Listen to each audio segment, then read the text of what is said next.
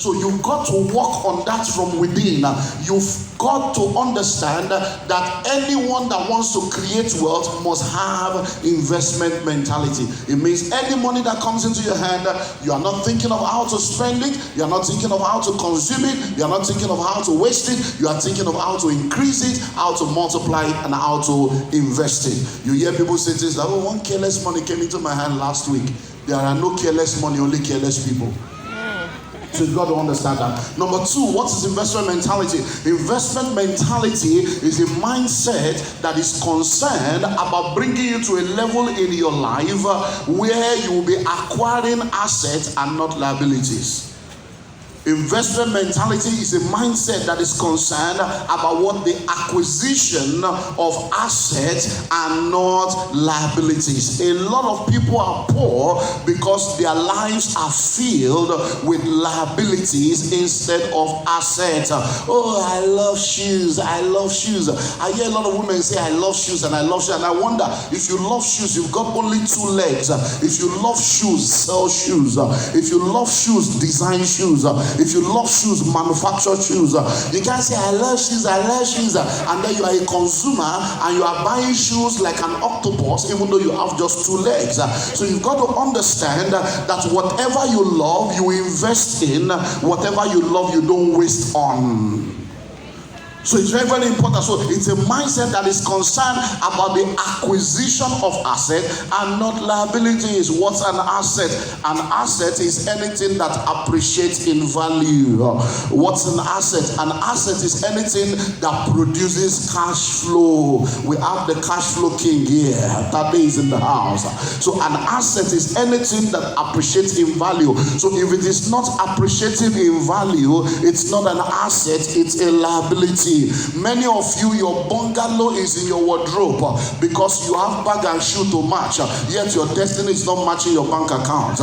You bought bone straight, your life is not straight. You have a very expensive asset, but your mindset is defective. Why? Because you don't have investment mentality. So it's not about what you acquire, it's about what you invest. So asset is something that appreciates in value. Asset is something that produces cash flow. Liability is that which depreciates in value and takes money from your pocket. So sit down, do an inventory of your life, and you'll suddenly realize that the reason why you are where you are today is not because of village people, it's because of poverty mentality. Hello? If you are going to give credit of your failure to village people, then you also have to give the credit of your success to village people. If you say village people are the reason why you are where you are, every time you succeed, say thank God for my village people. They have finally made me to succeed. Listen and listen well. In the world that you and I live in, nobody will investigate the source of your poverty. People only investigate the source of your prosperity. They investigate the source of your riches. It is your responsibility to investigate the source of your poverty. It is you investigating the source of your poverty by yourself that will help you to make a commitment to develop the right mindset that will bring you out of poverty. So what is investment mentality? Number one, it's a mindset that is concerned about the multiplication of all that you have. Number two, what is investment mentality? It's a mindset that is concerned about the acquisition of assets and not liabilities. Number three, what is investment mentality? Investment mentality is a mindset that is concerned about bringing you to a level in your life where you will no more work for money, but money will work for you. Investment mentality, it's a mindset that is concerned about bringing you to a level in your life where you will no more work for money, but money will work for you. Now listen and listen well. There is nothing wrong working for money, but it's kindergarten level. There is nothing wrong working for money, but it's elementary school. There is nothing wrong working for money, but it's a good way to begin. You've got to have a program. I say that I do not personally believe that anybody should work for more than 15 years. As a matter of fact, 10 years is ideal.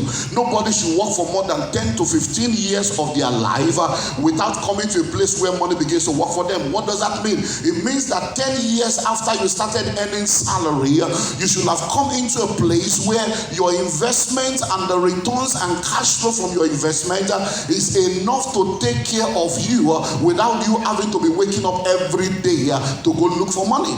So investment mentality is that mindset that is telling you the very day you resume that work, the very day you get your first job, you are telling yourself, I don't want to do this 9 to 5 all my life. I don't want to sit down here waiting for salary, waiting for 30 days make one pay all my life. I don't want to do that, because that's not the best way to do it. Because see, you need to understand that in the rat race of life, if your life is all about the rat race, even if you win the race, you are still a rat.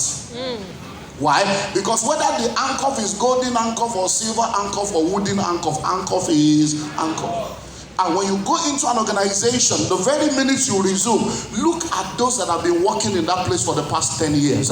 Look at those that have been working in that place for the past 15 years. Guess what? They are a prophetic picture of your future. So if you resume today and you see someone that has been working in that place for the past 10 years and he doesn't have a car, you see someone that's been working in that place for the past 15 years and is still struggling and telling you we need to form union, they need to increase our salary, monkey they work, baboon they shop, this salary no ratio, you need to understand that that is your prophetic picture. That means in the next 15 years, in the next 10 years, if you don't do something different, you will most likely end up like that. So it's you telling yourself, I don't want to work for money all my life. I want money to work for me. Now, there's nothing wrong working for money. But you've got to have a plan. So that while you are working for money, you are putting the money to work. So that after working for money for a while, what's that? I should take what off? This off. Okay. Okay, let me put it in my pocket. We are in COVID. Okay. So you've got to understand that you sit down, you are planning that, okay, all my life now, I'm working. Okay, I have to have a plan. This one that I'm working for money now, I should begin to put money aside. I should begin to send the money on assignment so that after a while, instead of me working for money, the money will begin to work for me. Now, think about it. Many of you will sit down from time to time and you always ask yourself the question, where was my father where other people were making money? Where was my father where other people were making money? Guess what? You have started your own. Ọmọ tó ní bàbá ń wò la, ọmọ tó ní màmá ń wò lówó lọ́wọ́, ẹnu ẹ̀lẹ́ kò sí ẹ. Many of you looking young now, you have been working for 15 years. Do you have a car? Hello? Why? Because you see, you need to understand that things don't change with time, they change with action. Oh, time will tell. Time will tell. Time will tell nothing. 10 years ago, you said your future is bright. 10 years later, is it bright? My future is bright. I must get there. There is no future anywhere. The future is a concept. Tomorrow is a concept. There is nothing called future. There is nothing called tomorrow. Today is the tomorrow you spoke about yesterday. So 10 years ago, they told you your future is bright. 10 years later, is it bright? You can never enter a bright future except you create a bright future. The future you create is the future you inhabit. Your grandfather worked in Nigerian Railway.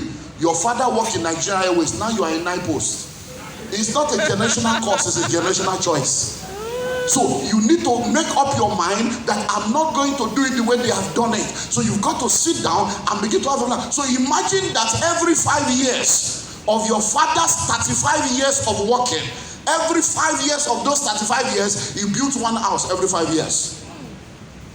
By the time you will be retiring after 35 years or after 35 years of labor, your father will have how many houses? 7.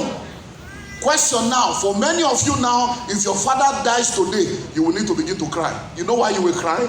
Because you have to be looking for money for burial. And that's why in Africa, all we know is generational curses, as if devil is resident in Africa. Why are we not talking of generational blessing? But let me tell you something. I stand today as one with oil on his head. And I declare over everyone under the sound of my voice, where your ancestors has failed you, you will not fail your descendants. Your children will not ask you, where were you when your mates were making money? When people were buying land in Xylos, buying house in Xylos, becoming a realtor, investing, you'll be saying, nanai. When you bought Bone Street, it was not a lie. When you were fixing eyelashes, it was not a lie. When you were buying the extension nails, it was not a lie. To extend your money to investment now is a lie. Hello? So what's investment mentality? It's a mindset that is concerned about what? Number one, multiplication of all that you have. Number 2, acquisition of asset, not liability. Number 3, bringing you to a level where you don't work for money. For money works for you. I begin to wrap up now. Question: do you have investment mentality? Do you have investment mentality? Investment mentality is not a course in the university. It's not a degree in school. Hello? Because when it comes to financial prosperity, academic education is not the key. That's why you can have PhD in swimming technology. It doesn't make you a swimmer. An 11-year-old boy in Bayelsa can beat you swimming. Why? He didn't go to school, but he understands it.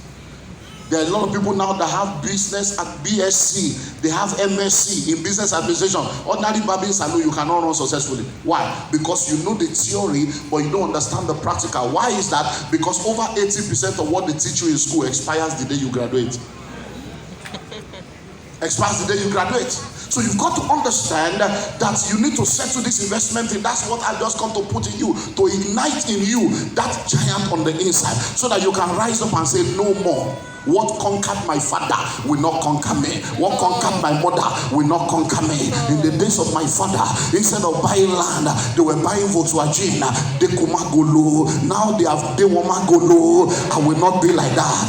In the days of my father, they were buying Peugeot 504 without having 504,000 million. But today, I will not be like that. Listen and listen well. Whether it's Uber Corolla, or whether it is Previa, or whether it is Range Rover, I will not be a part of those that will park a 12 million naira car in a 3 million naira rented apartment, and I will be doing big boys, fake prosperity, 6-pack, you don't have 6 figures. I will not be a part of those that will deceive myself with Instagram riches, but when the chips are down, you have nothing to show for it. It is only in Lagos that I have seen that the illiterate are the landlords, the educated ones are the tenants. Many of you are sitting down here right now. You have more degrees than a thermometer. How many plot of Xylos land do you have? How many houses have you bought in Xylos? It's so amazing. When we started this new real estate industry 21 years ago, those who sold for us, we called them agents. Today, you people have come with different kind of name. You say realtor, partner. Question: oh ye realtor, how many plot of land do you have? How can you sell what you don't believe in? The first law of being a realtor is you must understand the business. The second law, you must have ownership. If you are a realtor in Xylos and you don't have one plot in Xylos, you are fake. Fake. How can you be selling what you don't have? If you collect your first commission, put it down as a deposit for your own first plot. Realtor, also Igbo. That's how shoemaker will say I'm a cobbler. Driver will say I'm a chauffeur. Tailor will say I'm a fashion designer. Big grammar. Title without entitlement. So do you have investment mentality? How do you know whether you have it or not? It's a simple question. What do you do with your money? Everybody's making money, but what are you doing with your own? Many of you have 3 or 4 answers like a 419. Yet you don't have any shares in the telecom industry. Who did this to you? Who did this to you? Hello? So what do you do with your money? There are 3 things you can do with money. What are they? You can, number 1, waste it. Number 2, spend it. Number 3, invest it. So are you a waster, a spender, or an investor? They say I have 5 minutes more. Let me close. And I want to close by asking a very simple question so that you can go home and think about it. Because great meetings don't make people, great decisions make people. The question I want to ask you is very simple. How will your death be announced? Because you know everybody will die. Whether it's good old age or small old age, you will die. So the question is, how will your death be announced? There are 2 ways to announce death. Choose one. Number 1, with deep sorrow of heart, we announce the sudden demise of our father, brother, cousin. Every time you hear with deep sorrow of heart, a poor man has died. Every time you hear sudden demise, a poor man has died. Even if he's 78, it's still sudden. Hello? One of our daughters lost the father. Painful experience. She lost the father, 78-year-old man, and she was crying in my office. Daddy should not die now. Daddy should not die now. Daddy should wait to enjoy. And I'm asking myself, 78 years should not die now. He should wait to enjoy. If all was well, should he suffer at 78? And the person crying in my office is a 45-year-old lady that is still poor. I know daddy should wait so that I will have money to take care of daddy. At 44, you are poor. When will you also take care of daddy? I don't understand. When poor people die, it's always sudden, because even at 78, they are waiting for him to blow. Do you know the amazing thing about that kind of death? When you go to the burial, it's most likely done in Acton 1 or Acton 2 or Acton extension. Do you know what happened? When you get there, there will be weeping and wailing and gnashing of teeth. You will see a woman there with like 6 children looking like HIV patients, because poor people give birth to children as if they are trying to win an award. Taking it, and this one no make her, this one will make her. If you look very well at one corner, you will most likely see another woman with what? With another baby. The foolish man even has a side chick and an outside baby. And by the time the guy is dead, you know what they will do? They will now carry the woman and shave her hair and say she should come and say in the village, you are the one that killed our son. Person with poverty kill, they say na your wife kill her. What is in that man that somebody wants to kill? Hello? That is one way for them to be announced. The second one, with gratitude to God for a life. We announce the passing away into glory. When you hear that announcement, a rich man has died. The burial is not in Acton, it's in the vault. And when you go there, nobody is crying. They don't cry there. When you see the widow, she's wearing designer skirt suit, not Akosho. When you see the widow, a bag, it's a linen bag, Louis Vuitton shoe, police eyeglasses with a gauzy silk scarf, handkerchief. By the time you get there, you will see that it's just one wife, one boy, one girl. The boy came from London, the girl came from Canada. And the woman is not crying, she will just be doing like this. Oh